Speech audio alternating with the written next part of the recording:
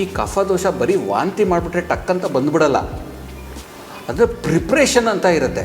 ಆ ಪ್ರಿಪ್ರೇಷನ್ ನಾವು ಹೆಂಗೆ ಮಾಡ್ತೀವಿ ಅಂದರೆ ಒಂದು 5 ರಿಂದ 6 ದಿವಸ ಸ್ನೇಹನ ಅಂತ ಮಾಡ್ತೀವಿ. ನಮ್ಮ ದೇಹ ಈ ಫ್ಯಾಟಲ್ಲಿ ಕೂಡ್ಕೊಂಡಿದೆ. ಇವಾಗ water based oil based paintings ನೋಡಿದ್ದೀವಿ ನಾವು. ಒಂದರಲ್ಲಿ ಆಯಿಲ್ ಬೇಸ್ಡ್ ಪೇಂಟಿಂಗ್ ಅಂತ ಇರುತ್ತೆ, ಇನ್ನೊಂದು ವಾಟರ್ ಬೇಸ್ಡ್ ಪೇಂಟಿಂಗ್ ಅಂತ ಇರುತ್ತೆ. ಆ ವಾಟರ್ ಬೇಸ್ಡ್ ಪೇಂಟಿಂಗಲ್ಲಿ ಎಣ್ಣೆ ಹಾಕಿದ್ರೆ ಬರೋಲ್ಲ, ಅದು ಆಯಿಲ್ ಬೇಸ್ಡ್ ಪೇಂಟಿಂಗಲ್ಲಿ ನೀರು ಹಾಕಿದ್ರೆ ಆಯಿಲ್ ಬರೋಲ್ಲ. ಆಯಿಲ್ ಬೇಸ್ಡ್ ಪೇಂಟಿಂಗಲ್ಲಿ ಎಣ್ಣೆನೇ ಹಾಕಬೇಕು.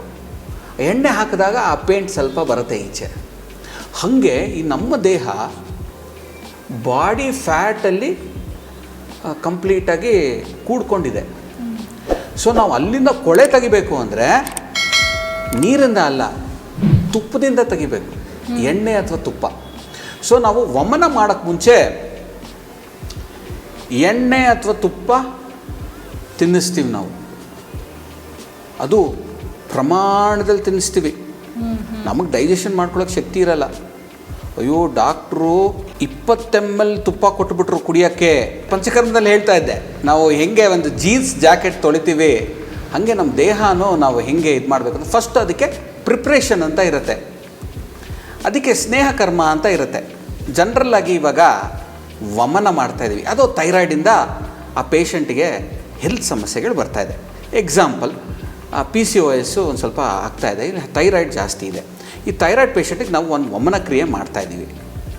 ಈ ಪೇಷಂಟಿಗೆ ನಾವು ಒಂದು ವಮನ ಕ್ರಿಯೆ ಮುಂಚೆ 4 ರಿಂದ 6 ದಿವಸ ಸ್ನೇಹನ ಕ್ರಿಯೆ ಅಂತ ಮಾಡ್ತೀವಿ. ಸ್ನೇಹನ ಕ್ರಿಯೆ ಬೆಳಗ್ಗೆ ಎದ್ದು ಒಂದು 10 ml ಅಥವಾ 15 ml ನಾವು ಶುರು ಮಾಡ್ತೀವಿ.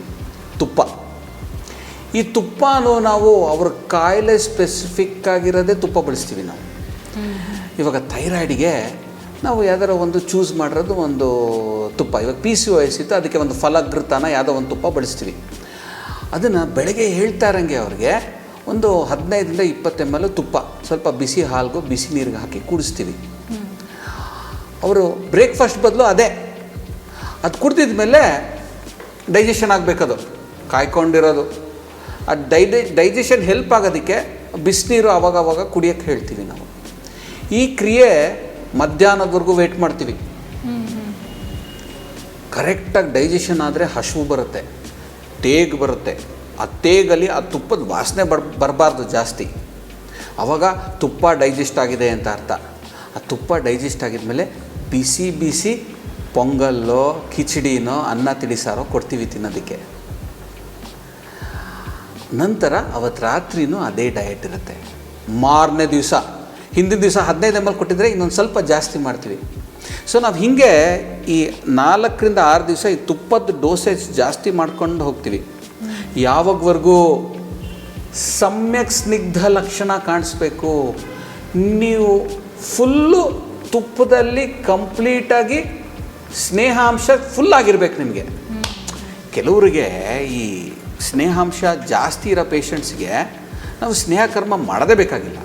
ಯಾಕಂದರೆ ಅವ್ರದ್ದಲ್ಲಿ ಜಿಡ್ಡಂಶ ಅಷ್ಟೊಂದಿರುತ್ತೆ. ಕೆಲವು ಲಕ್ಷಣಗಳು ಬೇರೆ ಬೇರೆ ಥರದ್ದು ಬರುತ್ತೆ. ಇವಾಗ ಈ ಸಮ್ಯಕ್ ಸ್ನಿಗ್ಧ ಲಕ್ಷಣದಲ್ಲಿ ಟಾಯ್ಲೆಟ್ಗೆ ಹೋಗ್ತಾ ಆರಾಮಾಗಿ ಸ್ಮೂತಾಗಿ ಹೊಟ್ಟೋಗುತ್ತೆ. ಆ ತುಪ್ಪ ಅಥವಾ ಎಣ್ಣೆ ಟಾಯ್ಲೆಟಲ್ಲೂ ಬೀಳ್ತಾ ಇರುತ್ತೆ, ಸ್ಮೂತಾಗಿ ಮೋಷನಿಂದ ಹೊಟ್ಟೋಗುತ್ತೆ. ತುಂಬ ಸಾಕಪ್ಪ ನನಗೆ ತುಪ್ಪ ತೊಗೊಂಡು ಅಂತ ಅನಿಸುತ್ತೆ. ಇದೆಲ್ಲ ಲಕ್ಷಣಗಳು. ಓಕೆ, ಕೆಲವರಿಗೆ ಈ ವಿಸ್ರಲ್ ಫ್ಯಾಟ್ ಜಾಸ್ತಿ ಇರುತ್ತಲ್ಲ ಸರ್, ಅವ್ರಿಗೆ ಹೊಟ್ಟೆ ಉಬ್ಬರ ಅಥವಾ ಒಂಥರ ಬ್ಲೋಟ್ ಆಗಿರುತ್ತೆ, ಅದು ಕೂಡ ಈ ವಮನ ಚಿಕಿತ್ಸೆಯಿಂದ ಅದರಲ್ಲಿ ಏನಾಗುತ್ತೆ, ಪಂಚಕರ್ಮದಲ್ಲಿ ಖಂಡಿತವಾಗ್ಲೂ ಹೆಲ್ಪ್ ಆಗುತ್ತೆ. ಆದರೆ ಇದಕ್ಕೆ ಈ ತೂಕ ಜಾಸ್ತಿ ಇರೋರಲ್ಲಿ ಏನಾಗೋಗ್ಬಿಡುತ್ತೆ, ಆ ಬೊಜ್ಜು ಅನ್ನೀವನಾಗಿ ಈಚೆ ಕಡೆ ಡಿಸ್ಟ್ರಿಬ್ಯೂಟ್ ಆಗಿರುತ್ತೆ. ಸೊ ಆ ಸನ್ಯಕ್ ಸ್ನಿಗ್ಧ ಲಕ್ಷಣ ಕೆಲವು ಸಲ ಅವ್ರಿಗೂ ಸ್ನೇಹನ ಕೊಡಬೇಕಾಗತ್ತೆ. ನಾವು ಸ್ನೇಹನ ಕೊಟ್ಟು ತೂಕನೂ ಇಳಿಸ್ತೀವಿ ನಾವು. ಈ ವಿರೇಚನಕ್ಕೆ ಬಂದೆ ಡಾಕ್ಟ್ರೆ ನಿಮ್ಮ ಹತ್ರ ತುಪ್ಪ ಪ್ರತಿ ದಿವಸ ಬೆಳಗ್ಗೆ ತೊಗೊಂಡು 3-4 kg ಇಳಿಸಿದೆ ಅಂತ ಬಂದು ಹೇಳ್ತಾರೆ. ಸೊ ಈ ಸಮ್ಯಕ್ ಸ್ನಿಗ್ಧ ಲಕ್ಷಣ ಆಗ್ತಾ ಇರೋಂಗೆ ಪೇಷಂಟಿನ ಮಸಾಜ್ಗಳಿಗೆ ಇಳಿಸ್ತೀವಿ. ಇವಾಗ ನಾವು ಒಳಗಡೆಯಿಂದ ಸ್ನೇಹಾಂಶ ಕೊಟ್ವಿ, ಇವಾಗ ಈಚೆಯಿಂದ ಇವಾಗ ಜೀನ್ಸ್ ಪ್ಯಾಂಟ್ ಒಳಗಡೆ ಸೋಪ್ ಹಾಕಿದ್ವಿ, ಇವಾಗ ಈಚೆಯಿಂದ ಸ್ಕ್ರಬ್ ಮಾಡಬೇಕು. ಅದಕ್ಕೆ ಅಭ್ಯಂಗ ಅಂತ ಕರಿತೀವಿ. ಇವಾಗ ಅಭ್ಯಂಗದಲ್ಲಿ ಈ ಎಣ್ಣೆ ತೊಗೊಂಡು ಕಂಪ್ಲೀಟಾಗಿ ದೇಹ ಫುಲ್ಲು ಅಭ್ಯಂಗ. ನಮ್ಮಲ್ಲಿ ಪೊಸಿಷನ್ಸ್ ಅಂತ ಇದೆ. ಆಯುರ್ವೇದಿಕ್ ಅಭ್ಯಂಗ ಹಾಗೂ ಈ ಬೇರೆ ಈ ಮಸಾಜ್ ಮಾಡ್ಕೊಳಕ್ಕೆ ಹೋಗೋದು ಅದೆಲ್ಲ ತುಂಬ ಡಿಫ್ರೆನ್ಸು. ಈ ಸ್ವೀಡಿಷ್ ಮಸಾಜು, ಬೇರೆ ಬೇರೆ ಥರದ್ದು ಮಸಾಜ್ಗಳು ಬರುತ್ತೆ, ಅದೇ ಬೇರೆ. ಆಯುರ್ವೇದದ್ದು ಅಭ್ಯಂಗನೇ ಬೇರೆ. ಅಭ್ಯಂಗದಲ್ಲಿ ಏನು ಮಾಡ್ತೀವಿ ಅಂದರೆ, ಆಯುರ್ವೇದಿಕ್ ಟೆಕ್ನಿಕ್ ಪ್ರಕಾರ ಹೆಂಗೆ ಕೂದಲು ಹೆಂಗೆ ಮೂಮೆಂಟ್ ಇದೆಯೋ ಹಾಗೆ ಸ್ರೋತಸ್ಗಳ ಮೂಮೆಂಟ್ ಇರುತ್ತೆ ಅಂತ, ಅದ್ರ ಪ್ರಕಾರ ಡೈರೆಕ್ಷನಲ್ಲಿ ಅಭ್ಯಂಗ ಆಗುತ್ತೆ ನಮ್ಮದು, ಎಣ್ಣೆ ಎಲ್ಲ ಹಾಕಿ. ಅದ ನಂತರ ಸ್ಟೀಮಿಂಗ್ ಅಂತ ಮಾಡ್ತೀವಿ. ಒಂದು ಬಾಕ್ಸು, ಸ್ಟೀಮ್ ಬಾಕ್ಸು, ಅದ್ರ ಒಳಗಡೆ ಕೂತ್ಕೊಂಡ್ರೆ ತಲೆ ಮಾತ್ರ ಕಾಣಿಸುತ್ತೆ ಇಷ್ಟು. ಆ ಸ್ಟೀಮಿಂಗಲ್ಲೂ ಬೇರೆ ಬೇರೆ ವೆರೈಟಿ ಇದೆ. ಆ ಕಾಯಿಲೆ ತಕ್ಕಂಗೆ ನಾವು ಆ ಸ್ಟೀಮಿಂಗ್ ಕೊಡ್ತೀವಿ. ಸ್ಟೀಮಿಂಗ್ ಒಂದು ಮಾಡಿಸ್ತೀವಿ. ಆ ಸ್ಟೀಮಿಂಗ್ ನಂತರ ಸ್ನಾನ. ಹೀಗೆ 2-3 ದಿವಸ ಬಾಹ್ಯ ಸ್ವೇದನ, ಒಳಗಡೆ ಅಂತರ್ಸ್ವೇದನ ಆಯಿತು, ತುಪ್ಪ ತಗೊಳ್ಳೋದು ಒಳಗಡೆ ಆಯಿತು. ಇವಾಗ ಈಚೆ ಜಿಡ್ಡಿಂದು ಮಸಾಜ್ಗಳು ಇದಾಗಿದ ಮೇಲೆ ಆ ವ್ಯಕ್ತಿ ರೆಡಿ.